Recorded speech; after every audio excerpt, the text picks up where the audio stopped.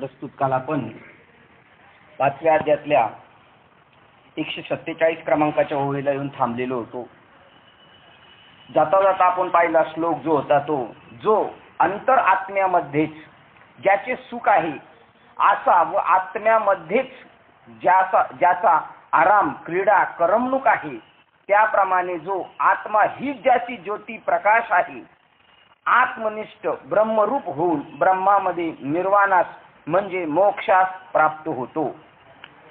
ज्याचे पापादिक दोष क्षीण झालेले आहेत, ज्याचे सर्व संशय तुटले आहेत आणि ज्याने इंद्रियाचे नियमन केले आहे व जे सर्व प्राण्यांच्या हितामध्ये रत आहेत, असे ज्ञानी तत्ववेत्ते संन्यासी ब्रह्मामध्ये निर्वाण मोक्ष पावतात.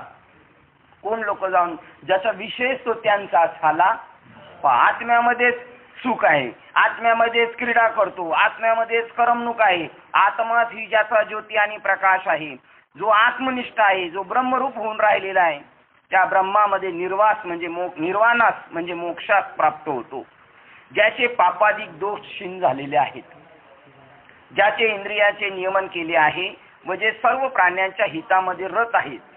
साधूच फक्त सगळ्या प्राणीमात्राच्या हिताची काळजी करतो, बाकी जे ते आपल्या आपल्या करतात. कारण जगाच्या कल्याणा लेकुराचे हित वाही माऊलीचे चित्त, ऐसी कळवळ्याची जाती करी लाभावी न प्रीती. किंवा केले उपकार सांगू मी काय, बाप न करी. आई वडील बी लोकांची हिताची काळजी करतात, पण ते फक्त आपल्या मुलाबद्दल, आपल्या संबंधित नातेवाईकाबद्दल. पण सगळ्या जगाची काळजी करणारा साधू आहे. आणि असा जो ज्ञानी आहे तो तत्ववेत्ते संन्यासी ब्रह्मामध्ये निर्वाण पावतात. जाता जाता आपण पाहिलं होतं ते कसे असतात तर, अर्जुना देश काल वस्तू परिच्छेद रहित स्वरूपभूत सुखाच्या डोहात जे एकदम बुडी देऊन तळाशी जाऊन पोचलेले आहेत, मग तेथे स्थिर होऊन ते तद्रुपतेस प्राप्त झाले. ते एवढं डीप पर्यंत गेलेले आहेत, मुळालाच जाऊन ते चिटकलेत. आता स्वरूपापासून परत रिटर्न होऊ शकत नाही. म्हणजे ज्ञानेश्वर महाराजांच्या भाषेत सांगायचं होतं म्हणजे बाप रखमादीवरून जीवीचा जिवाळा काही केल्या वेगळा नोहे गे माय. आणि तुकोबरायच्या भाषेत सांगायचं म्हणजे आनंदाचे डोही, आनंद तरंग आणि आनंदाची अंग सगळंच आत्मस्वरूप ज्याला झालेले, शरीर अंग रूप आहे, ज्या पाण्यात डोहात बुडाला तो आनंद स्वरूप आहे आणि लाटा सुद्धा त्याच्या अंगावर आदळणाऱ्या आनंद स्वरूप आहेत. असा जो आहे तो तळाशी जाऊन पोहोचलेला आहे, ते स्थिर होऊन तो तद्रूप झालेला आहे, ब्रह्माशी एकरूप झालेला आहे. किंवा आत्म्याच्या निर्मळ प्रकाशाने शुद्ध ज्ञानाने जो आपणच अधिष्ठान रूपाने विश्वात व्याप्त आहोत असे जाणतो. म्हणजे मी एवढाच आहे असं नाही, जेवढी प्राणी मात्र आहेत ते सगळे कोण आहे. तुका म्हणे जे जे भेटे ते मी ऐसे वाटे पा. जे सगळी जेवढी प्राणी मात्र आहेत ते माझीच एक अंश आहेत, हमसे जमान आहे. माझ्यापासूनच जग निर्माण झालेले, जग आणि मी वेगळा नाही. तो सर्वांमध्ये तेच पाहतो, अधिष्ठान रूपाने विश्वात व्याप्त होत असे जाणतो. तो देहामध्ये असून परब्रह्म आहे असे खुशाल मानता येईल. जे खरोखर अतिश्रेष्ठ अविनाशी आणि अमर्याद आहे असं ब्रह्मसुख आहे, त्याची प्राप्ती करून घेण्याचे निरीच्छ पुरुष अधिकारी होत. ही गोष्ट कोणाला कळणार आहे ते सांगतात. जे निरीच्छ झाले, जे संसाराबद्दल विरक्त झालेले, ज्यांना खरंच आत्म्याचीच भूक लागलेली, देव सोडून ज्यांना काहीच नकोय, आत्म्यांसाठीच हे ठेवलेले, ते खरे अधिकारी. वास्तविक सगळ्यांशी येथे आहे. पण त्याच्यामध्ये पुन्हा चाळण मारली, जसे 8व्या अध्यायात सांगितलं, गीता श्रवणाने पठनाने मोक्षच लावेल. पण त्याच्यामध्ये पुन्हा परत कॅटेगरी पाडत गेले त्यांनी सांगितलं. आणि एकदम जवळचा जो आहे, जो आत्मस्वरूपाच्या ठिकाणी जाऊन गावभऱ्या देवाशी एक झाला, तो एक कोण वेगळा आहे. त्याचं इथे सुद्धा काही ठराविक लोकांसाठी ठेवलेले हे माल काढून ते सुख महर्षी करताच राखून ठेवलेले आहे, विरक्तांच्या वाटणीस आलेली आहे. आणि जे निसंदेह जीवा करताच निरंतर पिकले फलद्रूप झाले आहे असे समज. हे साधू संतांनी जे काढून ठेवलेला माल आहे, खास हा कोणासाठी, सकल मानव जातीसाठी आहे, त्यांच्यासाठीच ते आहे. काल आपण इथपर्यंत येऊन थांबलेलो होतो. आता पुढील विषयाकडे वळूया. काम क्रोध यांनी रहित असलेल्या, चित्ताचे संयमन केलेल्या, आत्म्याला साक्षात जाणलेल्या संन्याशाचा मोक्ष जिवंतपणी व मेल्यावरही असतो. श्लोक क्रमांक 26 काय सांगतात. ज्याने काम क्रोधांना जिंकलेले, काय म्हणतात, नाही अधिकारी ऐसा काय, हा काम क्रोध लोभ जयाचे अंतरी नाही अधिकारी ऐसा येते. मग कोण अधिकारी होय अधिकारी सर्वथा तो कोण, नित्य पाठ करी इंद्रायणी तिरी, होय अधिकारी सर्वथा तो. संतांचे सांगितलेले बोध सगळेच्या सगळे ह्या इंद्रियांच्या तीरावर जो रुजवतो तो होय अधिकारी सर्वथा. पण संतांची भाषा एवढीच कळायला सोपी असून सुद्धा मतिमंद लोकांना कळत नाही. लोक आजही आळंदीच्या इंद्रायणी नदीच्या तीरावर अशा ज्ञानेश्वरीची कोण म्हणतं 700 पारायण करणार, कोण 500 करणार, कोण 125 करणार. अरे इंद्रायणीच्या तीरावर म्हणजे ह्या इंद्रियांच्या तीरावर अभंग हरिपाठ असती 28 रचिले विश्वासे ज्ञानदेवे निश्चयाने बसलेले आहेत का. एवढं जरी केला हरिपाठ तर तो कृतार्थ होईल. पण कुठं करायचं त्याने हरिपाठ, या हरिपाठातलं वाक्य मग हरिपाठच जाऊन करायला पाहिजे. नित्य पाठ घरी या इंद्रियांच्या तीरावर संतांचे सांगितलेले सगळे उपदेश जो या इंद्रियांच्या तीरावर रुजवतो तो होय अधिकारी सर्वथा तो. इथे सांगतात असा काम क्रोध यांनी रहित झालेला, चित्ताचे संयमन केलेलं आहे, चंचल चित्ताला त्यांनी जाग्यावर आणून ठेवलेलं आहे. आणि आत्म्याला साक्षात जाणलेल्या संन्याशाचा मोक्ष जिवंतपणी आणि मेल्यावर मिळतो. काय वाक्य, जिवंतपणी जीवाला मोक्ष मिळाला पाहिजे, मेल्यावर मिळेल त्याचं काय, कोणी मेल्यावर कोणी पाहिलं. हो, वास्तविक साधू संतांचं म्हणणं आहे याच देही याच डोळा भोगू मुक्तीचा सोहळा, तो याला मिळतो. काय म्हणतात बघा ज्ञानेश्वर महाराज या ओळींवर, ज्यांनी आपले चित्त विषयापासून हिरावून घेऊन जिंकून आपल्या स्वाधीन करून ठेवले आहे आणि ते ज्या ब्रह्मस्वरूपाच्या ठिकाणी निजलेले आहेत तेथून जागेच होत नाही. हे पंडू कुमारा कुठून जागे होत नाही, ब्रह्मस्वरूपाच्या ठिकाणी निजलेले, तो परत माघारी येऊ शकत नाही. आणि जोपर्यंत आपल्याला अजून संसाराची गोडी आहे म्हणजे सगळ्या समजायचं आपण फक्त एक पॉइंटने आपल्याला फक्त त्याचा अनुभव आलेला आहे. आपण तिथं साक्षात निजलेलो नाही. तिथं निजला का तो उठतच नाही. तू का म्हणे मग नाही वृत्तीवर सुखाचे शेजारी पडलो, जो तिथं झोपला तो उठत नाही. ते ज्या ब्रह्मस्वरूपाच्या ठिकाणी निजले आहेत तेथे ते जागेच होत नाही. हे पंडुकुमारा ते पुरुष म्हणजे आत्मव्यत्याचे कारण म्हणजे साध्य जे मोक्षरूप परब्रह्म तेच ते पुरुष होत. ते कसे कशाने झाले आणि देहात असतानाच ब्रह्मभावाने कशाला आले, कशाने आले हे जर तू विचारशील तर तुला ते चांगले व सापेक्षाने सांगतो आहे.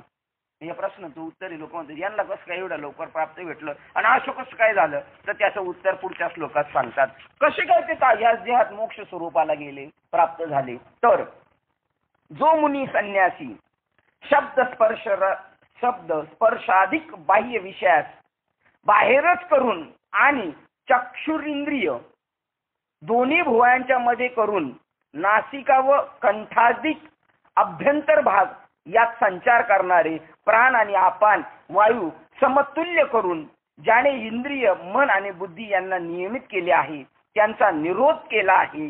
जो मोक्ष परायण आहे व इच्छा भय व क्रोध यांच्यापासून निघून गेले आहेत असा तो सर्वदा मुक्तच आहे. कशाने मुक्त झालाय. आता बघा हा अध्याय संपणार आणि पुढे योगाचं महात्म्य सांगायचं, साधना सांगायची पुन्हा त्यांना. त्यामुळे आता बघा कसं लगेच ट्रॅक चेंज झालेला आहे. इथला ट्रॅक चेंज झालेला आपल्या लक्षात आलं तर ज्ञानेश्वरी समजणार आपल्याला. नाही तर आपल्याला काय नाही, आपण फक्त म्हणणार झालं आता ते 5वा झाला 6वा झाला चला उरकत चला असं नाही. इथे त्यांनी सांगितलं कसे काय ते श्रेष्ठ पदाला प्राप्त झाले, कसे मोक्ष प्राप्त झाले.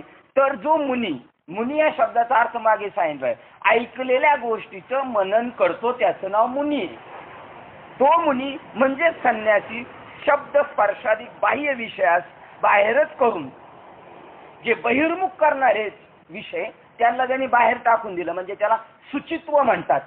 16व्या अध्यायात येणारे आत शुद्ध आणि बाहेर शुद्ध. त्यांनी सगळे ते काम क्रोध लोभ नाही बाहेर केले घररीते त्यांना बाहेर काढून टाकलेले आणि चक्षुरिंद्रियाधिक दोन्ही भुवयांच्या मध्ये म्हणजे इथे याला म्हणतात त्रिकुट शिखरी दान मिळते आहे ते कसे मोक्ष पदाला प्राप्त झाले. हा लोक म्हणतात योगाचा विषय. पण आमचे मामासाहेब दांडेकर म्हणतात की वारकऱ्यांनाच नीट कळाला नाही योग कशाला म्हणतात. आणि ज्ञानेश्वर महाराजांना जो अभिप्राय असणारा साधना मार्ग केवळ वारकऱ्यांनी योग याग विधी येणे नव्हे सिद्धी या वाक्यावर तो खोडून टाकला मग. आणि जर माऊलीला जर त्याच्याबद्दल काही स्पर्शच नसेल करायचा त्या विषयाबद्दल, तो जर जीवाच्या गरजेचा नसता तर 7व्या अध्यायात एवढा विस्तार का केला असता? हे कोण वाक्य बोलते? मामासाहेब दांडेकर बोल. आज दुसरा कोणी म्हणला असता तर म्हणले असते हे वारकरी संप्रदायावर टीका करतात. वारकरी संप्रदाय म्हणजे का? निव्वळ माणसं का? अज्ञानी माणसं म्हणजे वारकरी संप्रदाय? ज्ञानी लोक म्हणजे वारकरी. वारकरी या शब्दाचा अर्थ आहे काळावर जो वार करतो त्याचं नाव वारकरी, किंवा जन्म मरणाला वार करतो. हा 184 घरे चारी, 184 घरे चारी, या जन्माची केली मी वारी, या जन्माची केली मी वारी. प्रसन्न झाला देव मल्हारी. कोणता देव प्रसन्न झाला? मल हरी. मल हरी करतो तो आत्माच. आत्माच मन विक्षेप आवरण हे जे दोष तो हरण करतो म्हणजे धुवून टाकतो, त्याचं नाव मल्हारी. म्हणजे आत्म्यालाच मल्हारी बोललेले. प्रसन्न झाला देव मल्हारी, प्रसन्न झाला देव मल्हारी. सोहम भावे राहिलो. कोणत्या भावावर दूर राहिलो? सोहम मी ब्रह्म आहे, मी ब्रह्म आहे, मी ब्रह्म या भावावर दूर राहिला. आणि म्हणून त्यांना ते साक्षात भेटलं.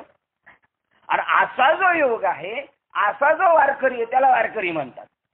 जो जन्म मरणाला लाथेने मारतो त्याचं नाव वारकरी. तर इथे जे आहे आपल्या इडा पिंगळा सुषुम्ना ह्या ज्या चालू आहे इथे, आणि यांच्या पुढे इथे तिघींचा सम होऊन त्रिवेणीचे स्नान इथं घडतं. आता ती त्रिवेणी संगम आहे त्याला म्हणतात बरं का. ते बाहेरचं का गंगा यमुना आणि अजून कोण? सरस्वती. तिथे सरस्वती गुप्त आहे आणि गंगा यमुना प्रगट आहे. इथे सुद्धा इडा पिंगळा प्रगट आहे आणि सुषुम्ना गुप्त आहे. हे घडलं पाहिजे. ते तिकडचं सगळं कळलं आणि इकडचं जर नाही कळलं तर ज्ञानेश्वर नाथ महाराज म्हणतात पिंड देह स्थिती हाच ब्रह्मांडात पसार आहे. आणि जर हरिविलं सारा व्यर्थ. बरं, पहिलं पिंडातलं पाहावं मग लोकांनी ब्रह्मांडातलं शोधावं. ज्ञानदेव म्हणे पिंडी शोध घ्यावा, ब्रह्मांडी पाहावा ब्रह्मठसा. पिंडात पाहायचं. आणि अशा प्रकाराने त्यांनी प्राण आणि अपान यांचं सम केला. त्याला सम लेवलला आणल्यामुळे त्याला त्या विषयांना जिंकणं काय अवघड झालं नाही. नासिका व कंठादी अभ्यंतर भाग हा. आणि ते नासिकाच्या इथे म्हणजे आतमध्ये जो श्वासच्या नलिका आहे याला असं मेरू शिखर म्हणतात. तिथपर्यंत प्राण व अपान हे वायू समतुल्य करून ज्याने इंद्रिय मन आणि बुद्धी यांना नियमित केले त्यांचा निरोध केला. ज्यावेळेला आपल्याला विषय सतवतात, आपल्याला काही विषयाने आपल्याला स्वरूपापासून बाजूला केलं डोक्याला गणगण, त्यावेळेला जर आपल्या रामाच्या भात्यातले बाण काढले तर काही शिल्लक नाही तिथं राहत. आणि रामाच्या भात्यातले बाण कधीच संपत नव्हते.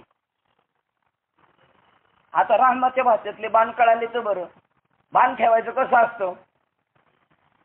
असं असं पडू नये असं खोल. नाकाचा आपला तसाच भाग आहे बघा बाण ठेवायचा, म्हणजे पडायचाच नाही. हा जो चालू असणार आपला श्वास आहे हे रामाच्या भात्यातले बाण सारखे चालू.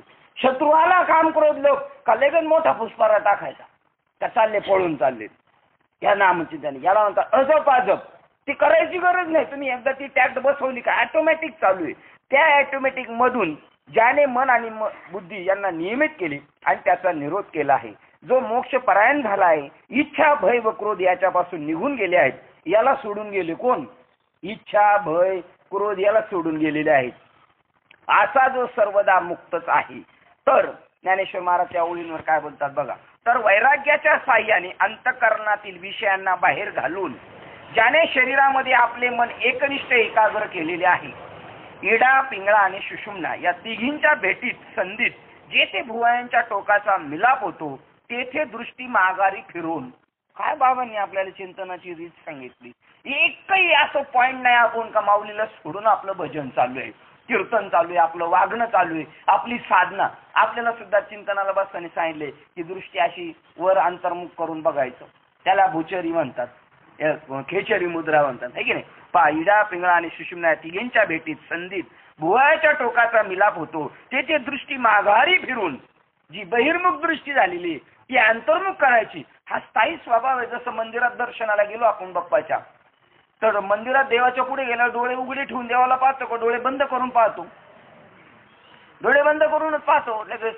कारण ते सुख अंतर्यामी आहे. ती दर्शन ही प्रक्रियाच आपल्याला शिकवते. बाहेर बघू नको तुम्हाला, आत बघ. हे नरा आत बघ जरा पा.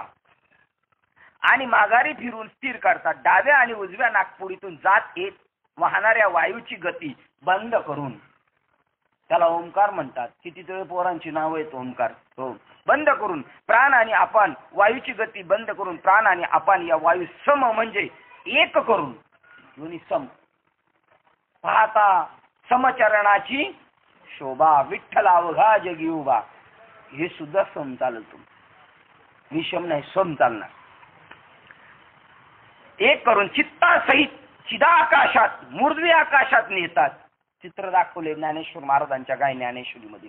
ज्ञानेश्वर महाराज असे ध्यानाला बसले दृष्टी बंद करून, आणि अशी इथून एक ज्योत दाखवलेली आणि इथे, आणि इथून अशा वायुरूप लहरी अशा बाहेर प्रगट होतात. तिथपर्यंत घेऊन जातात, महद आकाशापर्यंत जाऊन त्याच्यात मिळतं.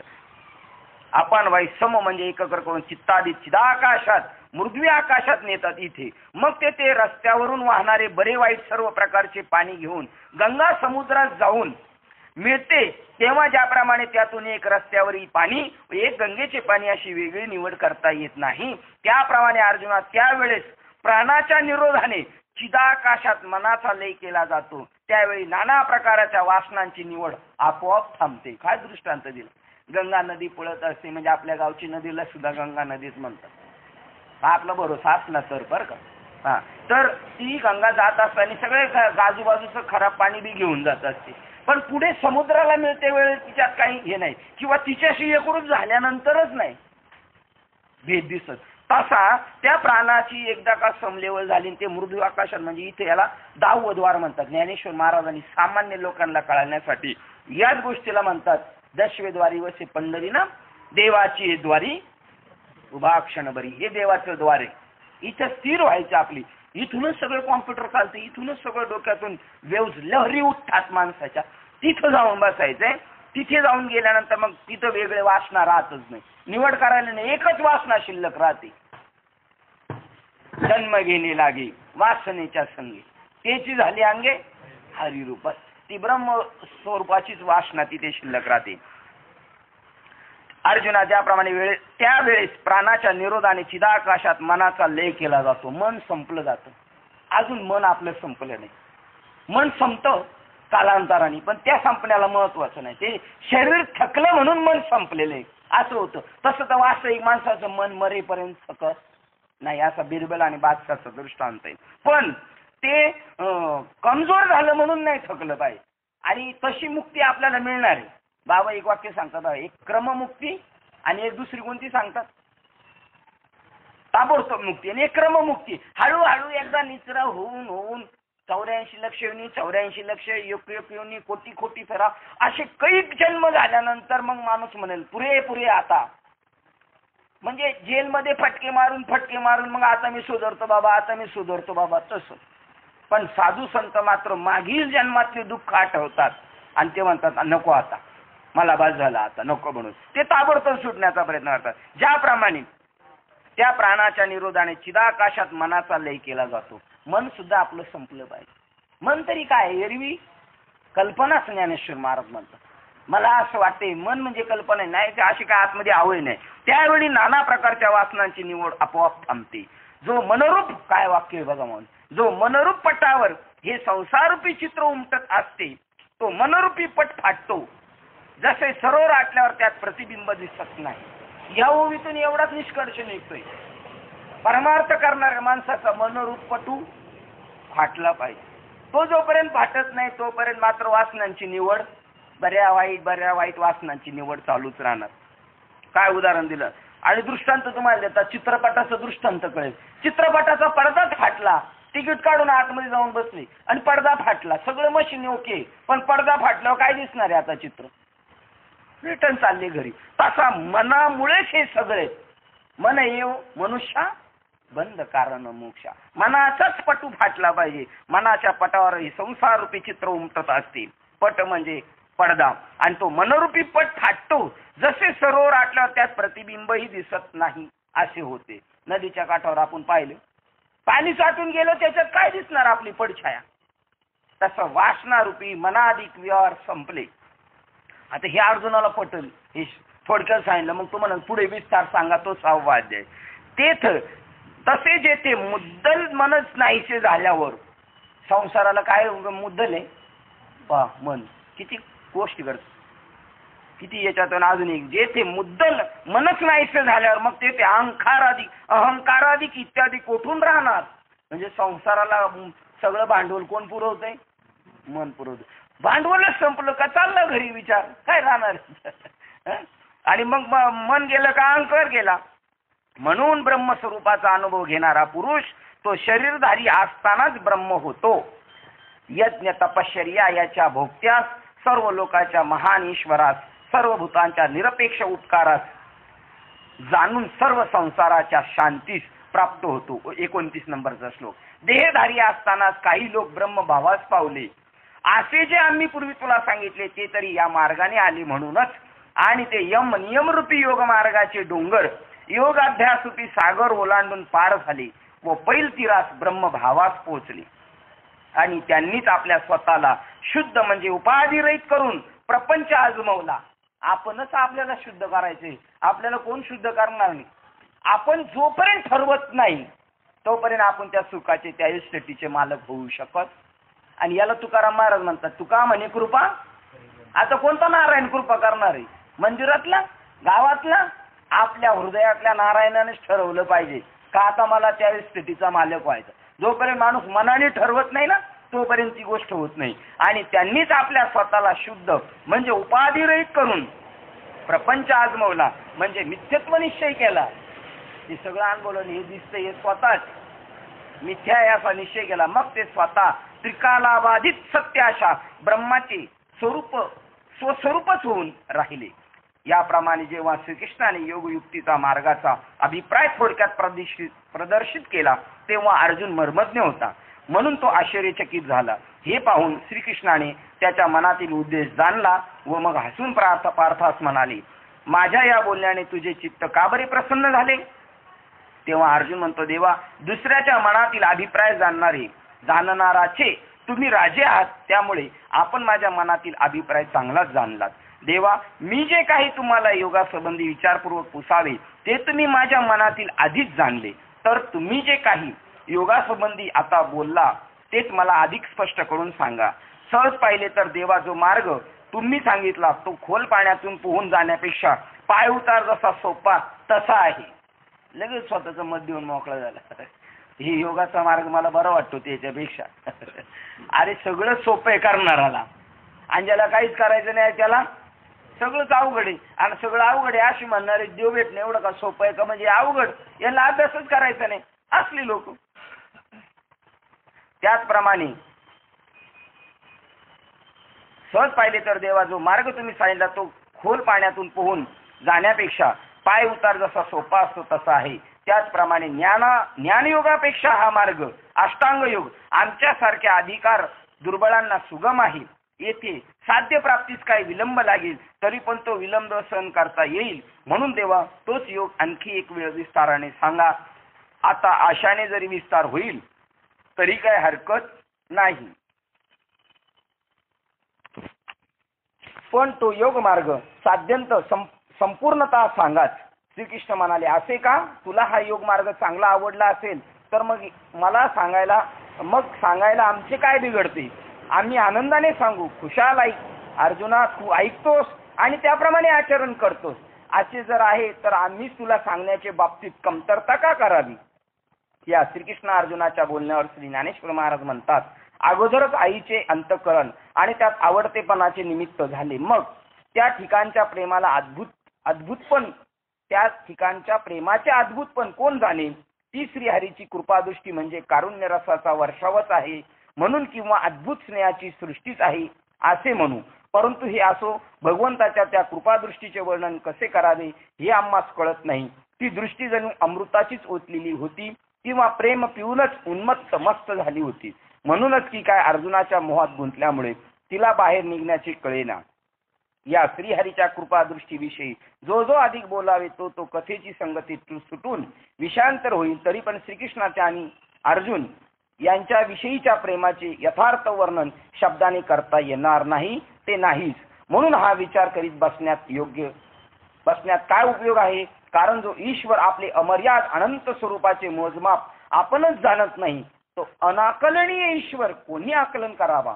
तरी मागे सांगितलेल्या अभिप्रायावरून मला सहजच असे वाटते की प्रस्तुत तो श्रीकृष्ण अर्जुनाविषयी फार मोहित झाला आहे. तो श्रीकृष्ण अर्जुनाविषयी फार मोहित झाला आहे हे निश्चित. कारण तो अर्जुनाला आग्रहाने बापारे ऐक असे म्हणत आहे. बाबा माऊलींनी कसं लिहिलं, देव अर्जुना म्हणतो बापारे ऐक. एवढा मोहित झाला का तो अर्जुनाला आता काय म्हणतोय. वास्तविक हा सगळ्या जगाचा बाप आहे, तरी सुद्धा अर्जुना ज्या प्रकाराने तुझ्या चित्तात बोध होईल त्या प्रकाराने तुला कौतुकाने आम्ही हा योग मार्ग सांगू. तो योग हे कशाला नाव आहे, त्याचा उपयोग कोणता आणि त्या योगाचा अधिकार कोणाला आहे, असे जे काही या संबंधाने योग्य सांगण्याजोगे असेल ते सर्वच आता तुला मी सांगेन. म्हणून तू चित्त देऊन ऐक. असे बोलून श्रीहरींनी जे काही सांगितले ती कथा पुढे आहे, ती सांगण्यात येईल. श्री निवृत्तीदास ज्ञानेश्वर महाराज म्हणतात की द्वैत सख्य भक्ती संबंधात बिघाड होऊ न देता श्रीकृष्णाने अर्जुनाला जो योग सांगितला तो प्रसंग मी स्पष्ट करून सांगेन. आता जे चाललेले संतांचं जे चाललं होतं ना, आता जे चालले इथे संत जे कीर्तन करत होती ते ज्ञानोत्तर भक्ती होती.